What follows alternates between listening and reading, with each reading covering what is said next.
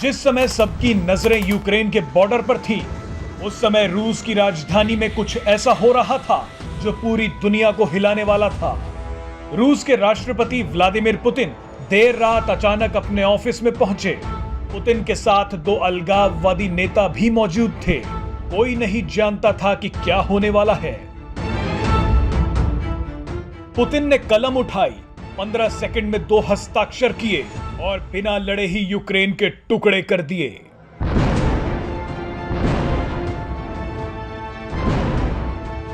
Putin ने पूर्वी Ukraine के 2 अलगाववादी इलाकों को स्वतंत्र क्षेत्र के रूप में मान्यता दे दी। ये 2 इलाके थे लुहांस्क और दोनेत्स्क। इन दोनों ही इलाकों को रूस समर्थित विद्रोहियों ने पहले ही अलग पीपल्स रिपब्लिक घोषित कर लिया था। पुतिन के इस फैसले के बाद इन इलाकों में जश्न शुरू हो गया।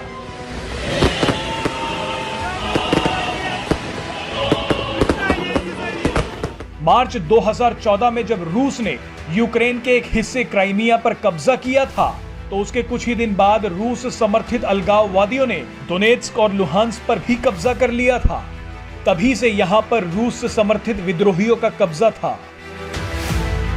इन रूस समर्थक अलगाववादियों के खिलाफ यूक्रेन की सरकार ने लगातार युद्ध छेड़ रखा था।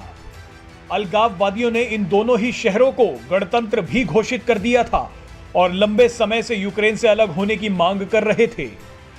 रूस का मानना था कि दूसरे विश्व युद्ध के दौरान दुनिया भर से जो भी रूसी कामगार वापस लौट कर आए, वो इन्हीं दोनों इलाकों में आकर बस गए थे। इसीलिए इन इलाकों में रूसी मूल के लोग ज्यादा हैं। बहरहाल विभाजन के इन कागजों पर हस्ताक्षर करने के बाद पुतिन ने इन इलाकों में रूसी सैनिकों को जाने के आदेश भी दे दिए हैं। पुतिन की इस घोषणा के बाद पश्चिमी देशों से तीखी प्रतिक्रिया आई है। अमेरिका और यूरोप रूस पर कड़े प्रतिबंधों की घोषणा कर सकते हैं। इस बड़ी घटना पर अब भारत की भी प्रतिक्रिया आ गई है।